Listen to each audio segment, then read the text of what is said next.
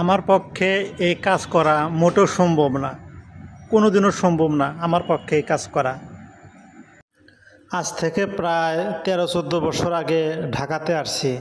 ঢাকাতে আসার পরে আমার জীবনে একটিবার শুধু এই যে এই ভাইটিকে আপনারা দেখতে পারতেছেন নিশ্চয়, এটা একটা 10তলা বিল্ডিং।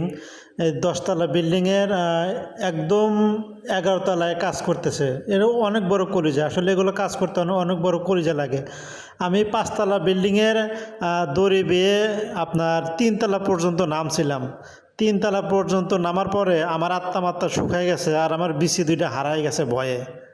যারা রঙের কাম থায়ের কাজ করে, তাদের এসির কাজ করে, তাদের আসলে অনেক কষ্ট হয়, বাহিরে ঝুলে কাজ করতে হয়, অনেক কষ্ট হয় আর কি বাহিরে।